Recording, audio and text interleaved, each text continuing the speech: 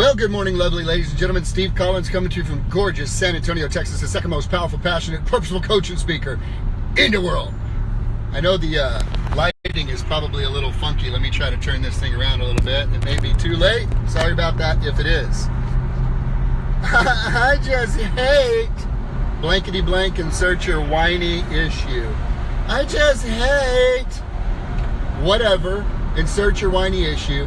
And if what you hate is something that is going to help you get closer to your goals or becoming the person that you intend to become, who can actually enjoy and walk in those goals, then my desire today is at the end of this, I will give you the tools necessary to be able to do just that. So let's go ahead and have a conversation about it real quick. Zig Ziglar, my mentor, tells the story about Lori Majors, his assistant for almost 40 years, who contacted him one day and said, there's a lady who has got a major issue. She's going to be at your next event. She hasn't been able to get any help, and I believe you're the guy that can help him if you just take a few minutes. Zig said, I've got 10 minutes right afterwards that I can work with her, and I'll do the very best that I can. So he tells a story that as he is coming off the stage, he sees someone marching up with the most intensive negative vibe he had ever experienced in his life. And she came up and she goes, are you Mr. Ziglar? Can you help me? And he goes, I don't know if anybody can help you, but I'll give you a shot. What you got going on? What's happening? And she goes, I hate everything about it. I hate everybody there. And Zig says, well, okay. Sounds like things are bad. Things are actually going to get worse. And she was shocked, and she goes, notice how when something that you are unhappy with is going to be taken away from you, or you may be losing it, it tends to take on a different value. And she said, what do you mean? He goes, I don't believe one company can handle that much poison in such a small amount of space. They're going to let you go. And she goes, well, I don't want them to let me go. And he goes, okay, well, here's what we're going to do. I'm going to tell you exactly what to do, and then you'll do this. So get out a notebook, and I want you to write down, we're going to start right now, writing down what you like about your job. And she said, Mr. Ziglar, don't you understand? I just told you I hate my job. I hate the people there. I hate everything about it. And he said, still, get out the notebook. And she just gave him a blank stare. And he said this to her, and I say this to you.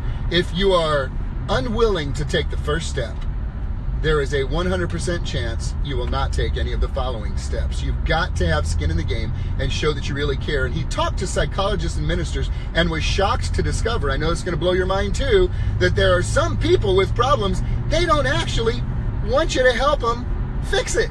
They just don't want you to help them fix it. You would say, well, why is that? If they have a problem, why would they not want to fix it? Well, so that he can go complain to you, and then he can go complain to you, and he can go complain to you, and he can go complain to you, and he can go complain to you.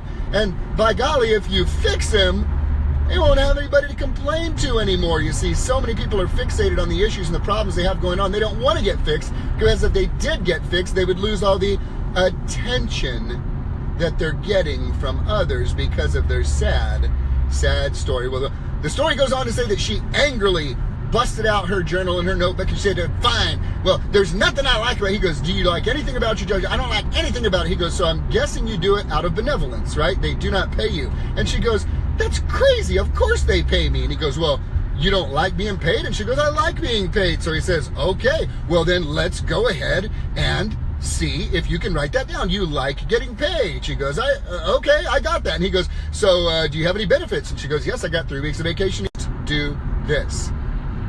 The eyes are the windows to the soul. You stand in front of your mirror at night before you go to bed, and with enthusiasm and intensity and excitement, you speak it out loud, looking in your own eyes. I love my job because they pay me. I love my job because I get 3 weeks paid vacation. I love my job because I have health insurance. And you go through that list at night, and you watch that first night, you're going to sleep wonderfully. When you get up the next morning, you do it again. You do it at morning and night until we talk again. Do this, and let's see what happens. And he did not know, as I do not know, if anybody is ever actually going to do what you're instructing them to do, because you never really know if somebody really wants to change.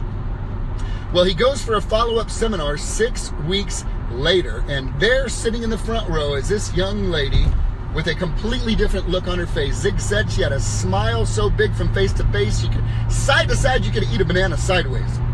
And he said, wow, okay, can't wait to talk to her. So as soon as the seminar ended, she came up to him and she goes, Mr. Ziegler, thank you so much for helping me. I've been doing what you said every single day, and you're not going to believe what's happening. He goes, well, what's happening, honey? He goes, everybody at work changed.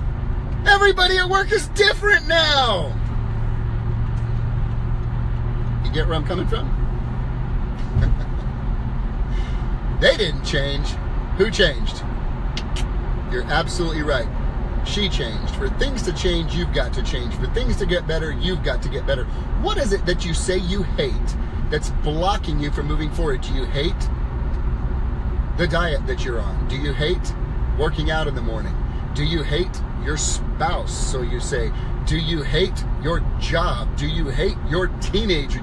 What is it that you are complaining about that if you will do this, you and I can change your thinking and change your world in the next 30 days? And it is simply this.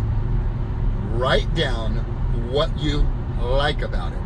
Go through in the theater of your mind and begin to have a discourse with yourself around finding those things that you likely take for granted, and you begin to write those things down.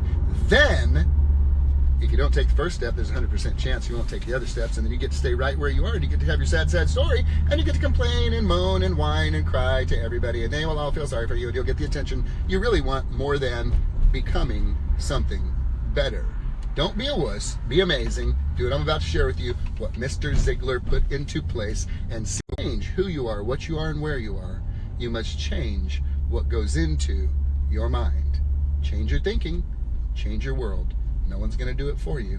It's up to you. Have a great Monday.